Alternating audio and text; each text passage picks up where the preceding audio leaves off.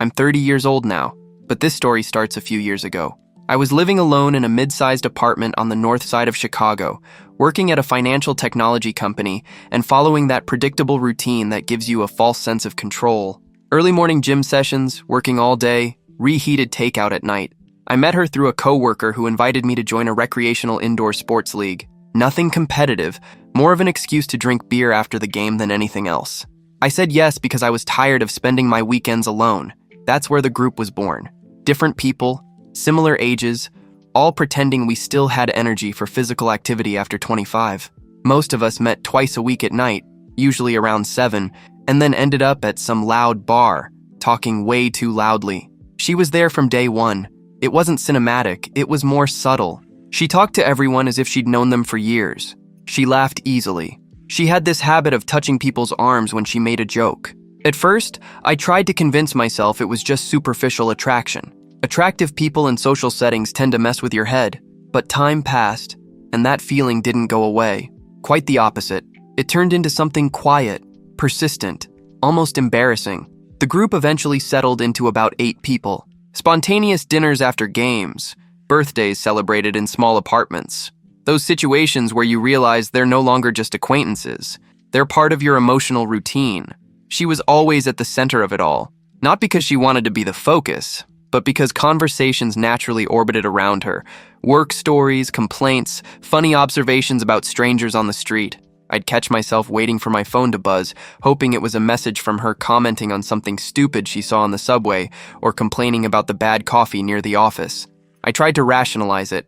I told myself I didn't want to ruin the friendship, that mixing feelings with a friend group was asking for trouble. But there comes a point when your mind gets tired of pretending that feeling doesn't exist. I remember exactly the day I decided to say something. It wasn't romantic. It was after a regular practice, nothing special. The gym was almost empty. I asked if she wanted to grab a coffee, just the two of us. I used an overly casual tone, as if I hadn't rehearsed that sentence for weeks. She said yes right away, which gave me a stupid sense of hope. We sat near the window of a small place. My hands were sweating.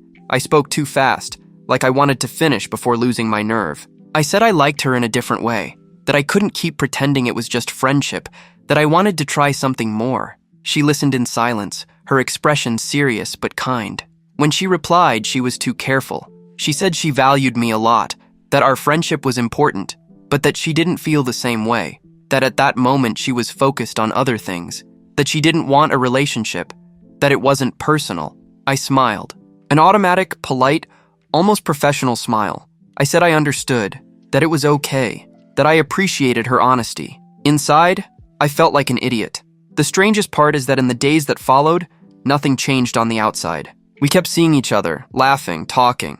I cracked jokes. She did too. The group didn't notice anything. Maybe I was a better actor than I thought. But inside, something had reorganized itself. I still liked her, of course, but along with it came a kind of cold acceptance, as if my brain had filed that feeling away in a drawer that wasn't meant to be opened again. I convinced myself that this was the new normal. Friendship, routine, feelings put away. It wasn't perfect, but it was stable. It took a few weeks for me to really believe I'd moved on. At first, I almost felt proud of myself. I still went to practices, still sat at the same bars, still laughed at the same jokes.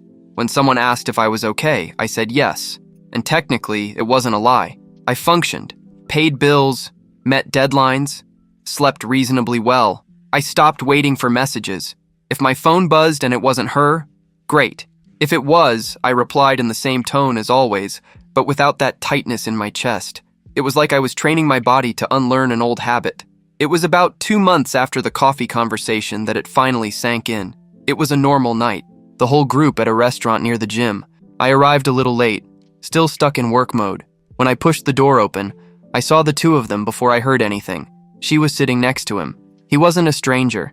He was someone from our circle of friends. Someone who'd always been there, telling exaggerated stories, being the kind of person no one really questioned. They were leaning toward each other, talking quietly, laughing in that intimate way that leaves little room for interpretation. They were holding hands. I remember thinking, in an absurdly practical way, so this is it. The group reacted the way groups usually do. Smiles, excited comments, people saying they looked great together. Someone made a joke about finally making official what everyone had already suspected, even though that wasn't true. I smiled too, raised my glass, said something like, "Congrats," with a voice that was far too steady for someone who had just reorganized an entire part of his own story. What hurt wasn't that she was with someone else. I had already accepted that would happen. What hurt was realizing that the justification she'd used with me, not wanting a relationship, being focused on other priorities, wasn't the truth. That realization was quiet, but final. That night when I got home, I didn't feel sad the way I thought I would. I didn't cry. I didn't replay conversations. I felt something closer to shutting down. In the days that followed, I noticed small changes in my behavior. I started skipping some practices. There was always a plausible excuse: late meeting, exhaustion, tight deadline, nothing dramatic. I was just less present. When I did go, I kept physical distance, sat a little farther away, talked more to other people, not out of anger, not out of obvious jealousy. It was automatic self-preservation. The funny thing is that I genuinely wanted her to be happy, and in a way, that made everything easier. I didn't feel envy toward him. I didn't feel the urge to compete. I just understood that that chapter wasn't mine. She kept being kind to me like she always had. Sent messages, told stories, complained about traffic, work, life. I replied. I always replied out of politeness. The group adjusted quickly. Some hangouts started revolving around them, and I, little by little, became someone who observed more than participated. There were moments when I thought I might be too numb, but most of the time, I felt calm. I told myself this was maturity, accepting things, moving on, not dramatizing. What I didn't know yet was that this quiet detachment from her would be tested in ways I never could have predicted. Their relationship ended without any official announcement. There was no group conversation, no long explanation over drinks. It just happened, and everyone noticed more by the absence. First, he stopped showing up. One missed practice here, another there. Then he wasn't in the group messages anymore. Someone said he was too busy with work. Someone else said it was just a phase. We accepted those explanations because they were easy to swallow. She still showed up, but she seemed like a dimmer version of herself. Arrived later, left earlier, spoke less. When she laughed, it was different. Sometimes she'd stare at her phone for too long, her face tense, and quickly put it away when someone came close. I noticed, of course I noticed. There was a night when we sat side by side after practice. The bar was crowded, loud. I asked if she was okay. She said she was just tired. My sister entered the story around that time. She'd moved to the city not long before, still trying to build her own social life. I introduced her to the group at some random dinner, and she got along with everyone, especially with her. The two of them started hanging out together. Shopping, coffee, slow walks. I thought it was great. My sister needed friends, and she had always been good at welcoming people in. It was also when I started skipping more gatherings. My workload had increased after a promotion, and I used that as an honest justification. Less free time, more responsibility. The truth is, I was also avoiding the strange atmosphere that had settled in after the breakup. She seemed like someone who took up less space out of fear of being a burden. That made me uncomfortable because it didn't match the person I knew. One afternoon, my sister called me in the middle of the day. Her voice sounded different. She asked if I had time to talk later, said it was important. We met at my apartment that night. Then she told me. She said she'd been shown photos, marks on her arms, on her back. She said the relationship had been worse than any of us imagined. Control, humiliation, constant fear, that she didn't feel safe telling the group, that she was ashamed, that she thought no one would believe her. As my sister talked, I remembered small moments that now looked different. The way she hid her phone, the sudden silences, the exhaustion that never went away. The guilt came fast. I wondered if I should have pushed more, asked better questions, suspected something earlier. After that, she started spending more time with me and my sister. Simple dinners, the TV on just to fill the silence. We didn't talk much about what had happened. We let her lead the subject. I tried to be present, just support, but there was something strange in that dynamic. She showed up at my door on an ordinary night. When I opened it, she was standing there, backpack hanging from one shoulder, her face tired but with a small smile. She said she didn't want to be a bother, said she just needed a safe place for a few hours. I made room without thinking. That was the first mistake. We sat in the kitchen and I put water on to boil, then changed my mind and opened a bottle of wine that had been sitting there for months. We talked about small things at first, useless things, a show she'd started watching, a joke about the upstairs neighbor who always drags furniture late at night. The mood was strange but comfortable, like we were pretending normality together. The wine helped stretch the conversation. At some point, we were genuinely laughing. That's when it happened. She leaned in to say something. I was still smiling, and the space between us simply disappeared. There was no announcement, no preparation. A quick, insecure kiss, more like an impulse than a decision. I froze. Then I pulled away, too fast, like someone who touches something hot. I made a bad joke about the wine being stronger than it looked. She laughed too, said something about being tired, about needing to leave because she had work the next day. I walked her to the door. A short hug, polite, artificial. When I closed the door, my head was far too loud. Contradictory thoughts crashing into each other. Guilt, confusion, a leftover trace of something I thought I'd buried. Update 1. The next morning she came back. She asked to come in, asked to talk. This time we sat on the couch. She spoke quickly, like she was afraid of losing her nerve. She said she needed to be honest, that she was in love with me, that she'd made mistakes, that she thought what happened the night before had been inevitable. As she talked, I felt something strange. It wasn't anger or relief. It was an absence, like the emotion that should have been there had been switched off earlier. When she finished, she looked at me, waiting for something I wasn't sure I could give. I knew in that moment that any answer I gave would change everything, and that no option would be simple. She said she'd thought a lot over the past few months, that every conversation we'd had, every message, every night sitting in my living room had confirmed something she'd been trying to ignore. She said that when I confessed in the past, she wasn't ready to admit what she felt, that she was confused, overwhelmed by her own life, afraid of making a mistake, that she'd chosen the easiest path at the time. As she talked, old scenes played in my head. It felt like she was trying to rewrite the story after the day she didn't want anything with me. She said she believed that if she hadn't gotten involved with that other person, we would have ended up together, that the kiss the night before hadn't been a mistake. She spoke with conviction, with urgency, like she was afraid I'd interrupt her. I didn't interrupt. I waited, maybe out of respect, maybe out of cowardice. When she finished, my heart was beating far too normally for a situation that should have been intense. I told the truth. I said I cared about her, that I wanted what was best for her, that I deeply valued the friendship we'd built over the years, but that something inside me had changed after that old rejection, that my romantic feelings had dissolved when I realized there was no reciprocity and that they hadn't come back. As I spoke, I watched her face slowly close off. She asked if I was doing this out of revenge. She said it felt cruel for me to say no now, after everything she'd been through, that it sounded like punishment. I said it wasn't revenge. I told her that if it were, I would have walked away years ago, wouldn't have stayed friends, wouldn't have been there when she needed support. I explained that for me, romantic desire requires mutual enthusiasm. She cried, quietly, controlled. That night, my sister called me. She was upset, said I'd been cold, that I wasn't taking her trauma into account, that I was throwing away something that could have been good for both of us.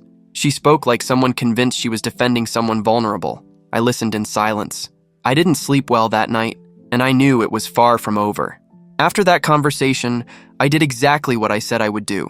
I gave space. I didn't text. I didn't call. I avoided places where I knew I might run into her. It wasn't a heroic gesture. It was more a desperate attempt not to make things worse. The days that followed were strange, too quiet. A week later, I went to a housewarming party for a friend in a more distant neighborhood. Nothing fancy. Music too loud. Too many people for the size of the place. I drank more than I should have. Not to forget, but because it was easier to talk without thinking so much. Around midnight, I left. I was tired, my head heavy, just wanting my bed. When I got to my building, the doorman called me by name and said someone was waiting for me. He said her name like it was the most normal thing in the world. I could have said no. I could have asked him to tell her to leave. Instead, I agreed. I told myself it was just a conversation, just to close something unresolved. She came into the apartment smiling, looking more alive, more confident.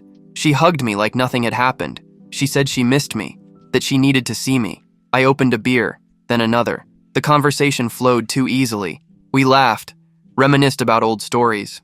At some point, we were back in the kitchen, and this time I didn't pull away. It wasn't romantic.